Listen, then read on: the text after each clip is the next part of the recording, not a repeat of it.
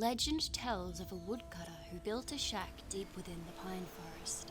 There, he hoped to live in peace with his family. The woodcutter's family lived well for a time, but without warning, the weather suddenly turned bitterly cold and spoiled the harvest. Before long, with their meager supply of food all but gone, the family was starving. Late one snowy night, a traveller knocked on the cabin door seeking shelter from the biting cold. Always generous of heart, the woodcutter welcomed the stranger into his home, apologizing that he had no food to offer. With a smile, the traveller cast off his cloak to reveal the garments of a mage. As the woodcutter and his family looked on, the mysterious visitor reached into his satchel and withdrew a scroll tied with a silver ribbon. No sooner had the wizard unfurled the scroll and read the words aloud, when a great feast appeared out of thin air. That night, nobody in the woodcutter's cabin went hungry. Day by day, the snow piled up.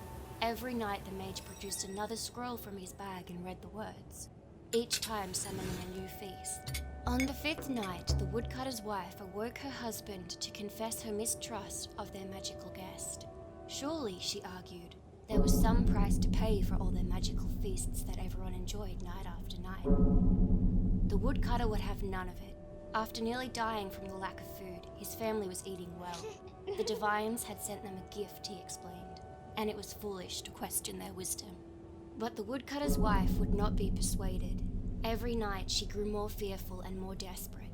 She was certain that the family had entered into a devil's bargain, and the time would soon come when the mage would ask for something unspeakable in return for his gifts. While everyone in the cabin slept, the woodcutter's wife snuck out of bed and took her husband's axe in hand.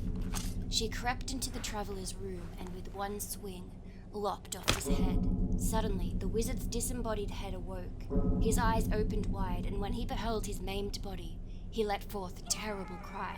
Awakened by the horrified scream, the woodcutter and his children rushed into the room and gasped at the terrible sight of the decapitated mage. With his last gasp of breath, the traveller laid a fearful curse on the woodcutter's wife.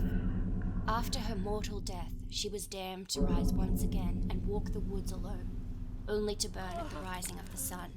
To this day, those who walk the pine forest late at night tell tales of a weeping woman glimpsed between the trees. She carries a bloody axe, the stories say, and is terrifying to behold.